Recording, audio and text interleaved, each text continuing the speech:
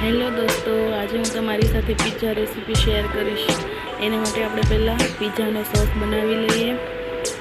એના માટે મેં 100 ગ્રામ આદુ અને 100 ગ્રામ લસણ લીધું છે અને એકદમ 2 થી 3 પાવડા જેટલું તેલ લીધું છે અને બરાબર એને સાતળી લઈશું। સેજ પણ કાચું ના રહી જાય એ રીતે આપણે એને સાતળી લઈશું। પછી એમાં આપણે 500 ગ્રામ કાંદા લઈશું, એને પણ આપણે સાતળી લઈશું। બરાબર કૂક થઈ જાય ત્યાં સુધી સાતળી લઈશું। પછી એમાં 4 થી 5 ગ્રામ કેપ્સિકમ લીધા છે। પિઝા સોસમાં કેપ્સિકમ એડ કરવાથી ગ્રેવી એકદમ ઘટ બને છે। હવે આપણે સ્વાદ પ્રમાણે મીઠું એડ કરી દઈશું।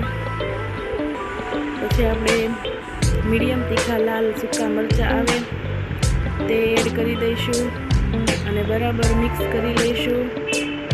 પછી આપણે તેમાં 3 કિલોગ્રામ જેટલા ટમેટા એડ કરી દઈશું અને બધું મિક્સ કરી દઈશું અને એકદમ સોફ્ટ થઈ જાય અને બધું શાક બફાઈ જાય ત્યાં સુધી હલાવી લઈશું અને ટમેટાના ભાગનું મીઠું પણ એડ કરી દઈશું।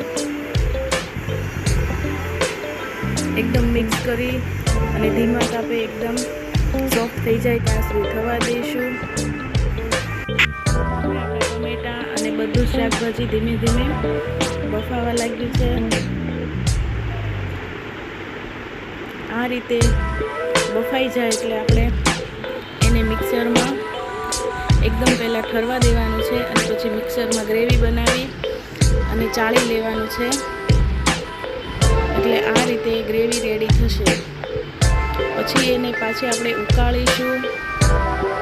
જેટલું પાણી હોય એ બધું બળી જાય ત્યાં સુધી આપણે એને ઉકળવા દઈશું અને તેમાં આપણે 50 ગ્રામ જેટલો ઓરેગાનો, 2 ટીસ્પૂન મરી પાવડર અને સ્વાદ પ્રમાણે મીઠું નાખીશું। આગળ આપણે મીઠું લીધેલું છે એટલે એ પ્રમાણે જોઈને મીઠું એડ કરીશું અને બધું બરાબર મિક્સ કરી લઈશું અને જ્યાં સુધી પાણી ન બળે ત્યાં સુધી એને આપણે ઉકળવા દઈશું। હવે આપણે એમાં 1 કપ જેટલો ટોમેટો કેચઅપ એડ કરીશું અને બરાબર મિક્સ કરી લઈશું। આપણો પિઝા સોસ એકદમ ઓલમોસ્ટ બની જવા આવ્યો છે। પિઝા સોસ રેડી છે। હવે આપણે પિઝા માટે બેઝ બનાવીશું। એના માટે મેં 2 કપ મેંદો લીધો છે। એને વચ્ચે આવી રીતે જગ્યા કરી અને એની અંદર મીઠું, ઓરેગાનો, ખાંડ, તેલ અને ઈસ્ટ 1 ચમચી જેટલું ઈસ્ટ નાખી અને થોડું ગરમ પાણી 1 કપ જેટલું ગરમ પાણી લઈ અને એનો આપણે લોટ બાંધી લઈશું।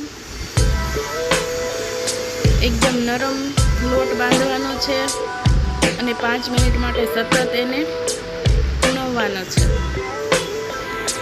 પછી એને આપણે 2 કલાક માટે ગરમ જગ્યાએ મૂકી દઈશું પેક કરીને। 2 કલાકની અંદર આપણો લોટ ફરમન્ટ થઈ જશે। લોટ ફરમન્ટ થઈ જાય એટલે આવી રીતે પંચ કરી અને 2 મિનિટમાં જે પાછું લેવાના છે અને અંદર જેટલી હવા હોય એ બધી નીકળી જાય ત્યાં સુધી આપણે એને કૂણવી લઈશું। હવે એના કટ કરીને સરખા ભાગ કરી દઈશું અને આપણે પિઝા બેઝ બનાવશું।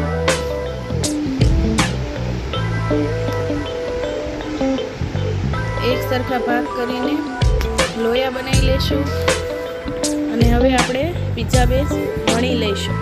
કઢાઈમાં મીઠું નાખી અને 15 મિનિટ માટે એને ગરમ કરી રાખી છે। એમાં આપણો પિઝા બેઝ આપણે શેકીશું। એકદમ મીડિયમ ફ્લેમ પર આપણે એને થવા દઈશું। બંને સાઈડથી આપણે 2-3 મિનિટ માટે પિઝા બેઝને શેકીશું। તમે જોઈ રહ્યા છો પિઝા બેઝ મસ્ત શેકાઈ રહ્યો છે। એને હજી 2 મિનિટ માટે આપણે થવા દઈશું।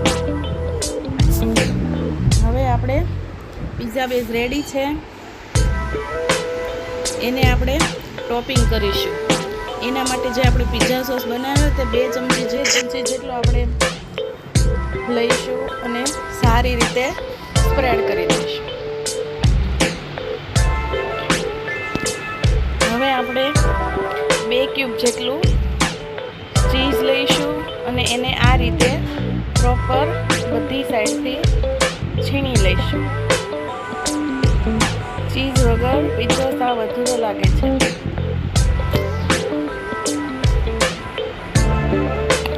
ચીઝ છીણાઈ જાય પછી આપણે કટ કરેલા કેપ્સિકમ, બાફેલા સ્વીટ કોર્ન, કટ કરેલા ટામેટા, બ્લેક ઓલિવ, જેલેપીનો અને ચીલી ફ્લેક્સ ઓરેગાનોથી આપણે ગાર્નિશ કરીશું.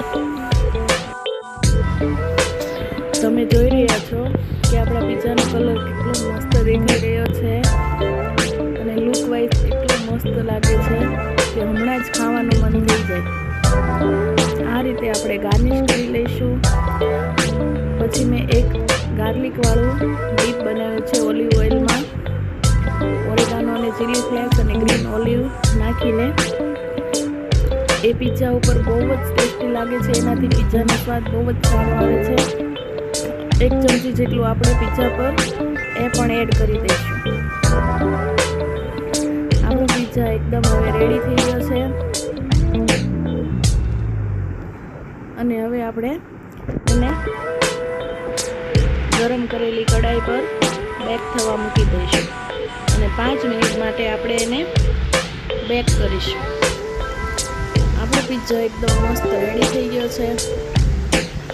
હવે એને આપણે કટ કરી લઈશું. તો મિત્રો, તમને મારો વિડીયો ગમ્યો હોય તો લાઈક, શેર અને સબસ્ક્રાઈબ કરી દેજો અને કમેન્ટ જરૂરથી કરજો કે મારો વિડીયો કેવો લાગે.